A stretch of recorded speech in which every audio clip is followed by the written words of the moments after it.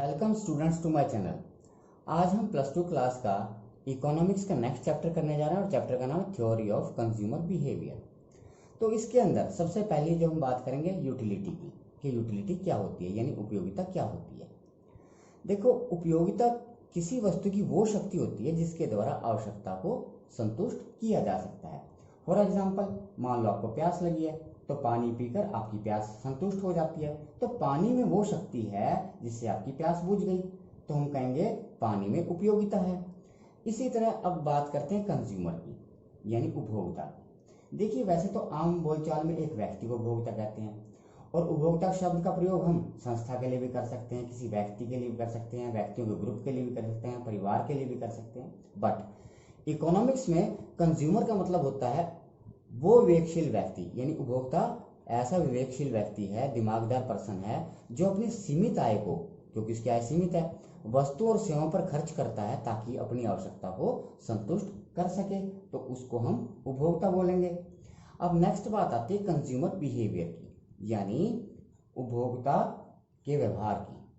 उपभोक्ता व्यवहार वो विधि होती है जिसके द्वारा उपभोक्ता ये चुनाव करते हैं कि वो अपनी आय को किस प्रकार खर्च करेंगे। मैं आपको बताना चाहूंगा, उपभोक्ता अपने खर्च से क्या प्राप्त करता है? यूटिलिटी। और उपभोक्ता अपनी आय को इस तरह से खर्च करेगा कि उसे दी हुई इनकम और वस्तुओं और सेवाओं की जो प्राइसेस हैं उससे मैक्सिमम सेटिस्फेक्शन प्राप्त हो सके। स्टूडेंट्स, अब मैं नेक्स्ट टॉपिक आपको बताने जा रहा हूँ कंज्यूमर बजट, यानी उपभोक्ता बजट क्या होता है। देखिए, उपभोक्ता बजट का मतलब होता है उपभोक्ता की निश्चित आय। हम ये मान लेते हैं कि उपभोक्ता का निश्चित इनकम है और इस इनकम को दो वस्तुओं पर वो खर्च कर रहा है, और उन दोनों वस्तुओं की कीमत पहले से सेटल है, निर्धारित है, और जिसका उसको पता भी है कि किस वस्तु का क्या प्राइस है।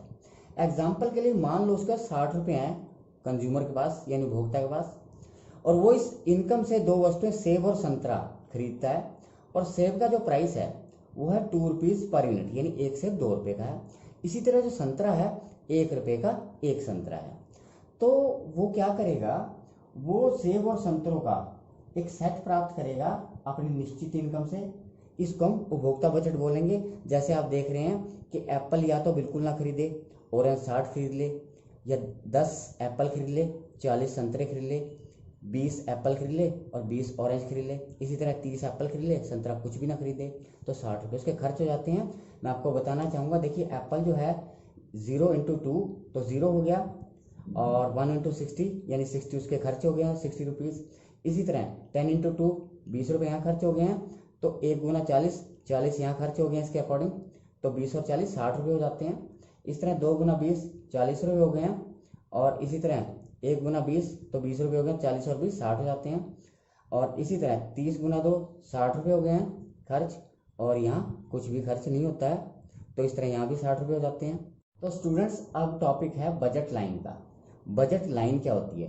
देखो, ये एक ऐसी लाइन है, आप देख रहे हैं बजट लाइन है, जो दो वस्तुओं के अलग अलग कम्बिनेशन को दिखा रही है। अब कम्बिनेशन आप यहाँ भी देख सकते हैं टेबल के अंदर।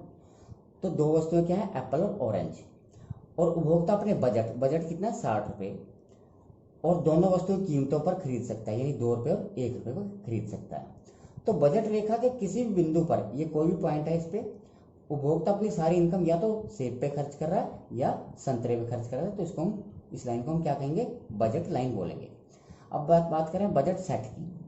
ये दो वस्तुओं के ग्रुप को, जो ग्रुप होता है उसके प्राप्य संयोगों को व्यक्त कर रहा है, जिसको हम प्राप्त कर सकते हैं जब दो वस्तुओं की कीमतें भी गिवन है और उपभोक्ता की आय भी गिवन हो।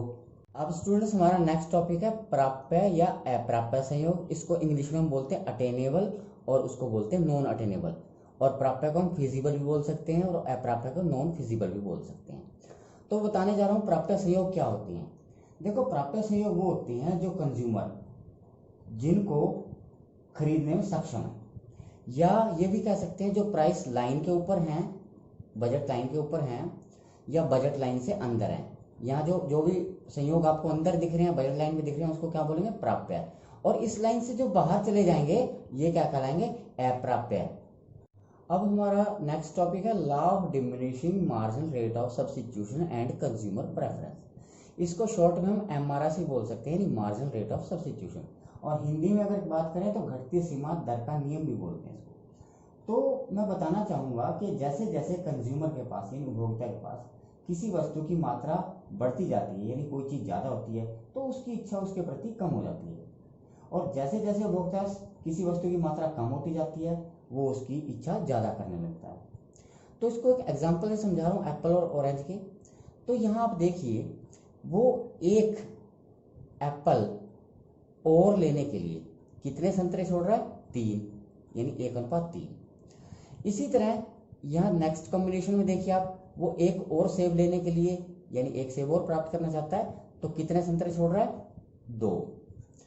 अब आगे देखिए, एक और सेब प्राप्त करने के लिए कितने संतरे छोड़ रहा है? 1। तो ये जो सीमांत प्रतिस्थापन की दर है 3, 2, 1, ये घटती जा रही है। इसको ही घटती सीमांत दर का नियम कहा जाता है। अब नेक्स्ट टॉपिक है इंडिफरेंस कर्व या तटस्थ वक्र क्या होता है। देखो, तटस्थ वक्र दो वस्तुओं के विभिन्न कॉम्बिनेशंस को दिखाता है जिससे मिलने वाली संतुष्टि उपभोक्ता के लिए समान रहती है। आप यहाँ देख रहे हैं तटस्थ वक्र यानी आईसी कर्व है, इंडिफरेंस कर्व। तो ये दो वस्तुएं हैं, सेब और संतरा, उसके अलग अलग कॉम्बिनेशंस को दिखा रहा है और प्रत्येक कॉम्बिनेशन उपभोक्ता को समान संतुष्टि प्रदान कर रहा है। अब नेक्स्ट टॉपिक है इंडिफरेंस मैप यानी तटस्थ मानचित्र। हमने यहाँ पे अलग अलग इंडिफरेंस कर्व बनाए हुए हैं, यानी मानचित्र बनाए हैं, IC1, IC2, IC3। तो तटस्थ मानचित्र यानी कर्व्स के एक ग्रुप को दिखा रहा है। तो एक तटस्थ वक्र दूसरे तटस्थ वक्र के ऊपर है, तो जितना हम ऊपर जा रहे हैं वो उपभोक्ता की संतुष्टि के हायर लेवल को दिखा रहा है। तो हम देखते हैं IC1 पे कम सेटिस्फेक्शन है, यानी कम इनकम का लेवल है। IC2 पे उससे ज़्यादा है। IC3 पे उससे ज़्यादा इनकम का लेवल के अकॉर्डिंग उसकी संतुष्टि है। तो इस मानचित्र को हम बोलते हैं तटस्थ मानचित्र। तो स्टूडेंट्स, अब नेक्स्ट टॉपिक है प्रॉपर्टीज ऑफ इंडिफरेंस कर्व यानी तटस्थ वक्र की विशेषताएं। तो पहली विशेषता है आईसी स्लोप डाउनवर्ड, यानी इंडिफरेंस कर्व का जो स्लोप है ऊपर से नीचे की ओर होता है। इसका कारण ये होता है कि अगर एक वस्तु ज़्यादा लेनी है तो हमें दूसरी वस्तु कम लेनी पड़ती है, तो इसीलिए इसका स्लोप डाउनवर्ड होता है। आप देख ही रहे हैं, एप्पल और ऑरेंज का मैंने एग्जांपल लिया था। नेक्स्ट है IC are convex to the point of origin, यानी तटस्थ वक्र मूल बिंदु की ओर झुके होते हैं। इसका कारण होता है हमारी एमआरएस यानी मार्जिनल रेट ऑफ सब्स्टिट्यूशन। यहाँ आप देख रहे हैं, एक सेब ज़्यादा लेने के लिए वो कितने संतरे छोड़ रहा है? 3।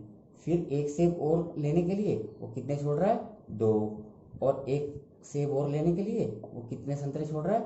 1। तो ये जो ऑरेंज की जो लाइन है ऊपर से नीचे आ रही है, घटती आ रही है, तो हमारी एमआरएस घटती आ रही है, इसीलिए ये पॉइंट ऑफ ओरिजिन कॉन्वेक्स होता है, ये आईसी कर्व। अब थर्ड पॉइंट है IC never intersect each other. तो ये जो हमारा पहला आईसी कर्व है IC1, इसी तरह अगर हम IC2 बनाते हैं तो ये इसके ऊपर होगा, तो ये कभी एक दूसरे को नहीं काटेंगे। अब नेक्स्ट है higher IC represent higher level of satisfaction, यानी हम जितने ज़्यादा ऊंचे आईसी पे जाएंगे उतनी ज़्यादा सेटिस्फेक्शन दिखाएगा। अब यहाँ देखिए एग्जाम्पल में IC1 पे कम सेटिस्फेक्शन है, IC2 पे उससे ज़्यादा सेटिस्फेक्शन है, IC3 जो है उससे ज़्यादा हायर लेवल ऑफ सेटिस्फेक्शन दिखा रहा है, इसी तरह से IC4 उससे ज़्यादा हायर लेवल ऑफ सेटिस्फेक्शन दिखाता है। और लास्ट पॉइंट है आईसी नाइदर टच एक्स और नॉर वाई एक्स।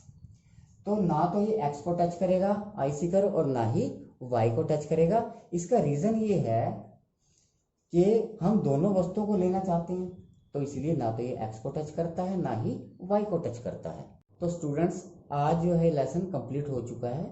अगर आपको मेरा वीडियो अच्छा लगा हो तो इसे लाइक करें, शेयर करें, सब्सक्राइब करें और बेल आइकन के बटन को ज़रूर दबाएं ताकि मेरे आगे आने वाले लेसन की नोटिफिकेशन आपको लगातार मिलती रहे। Thank you for watching.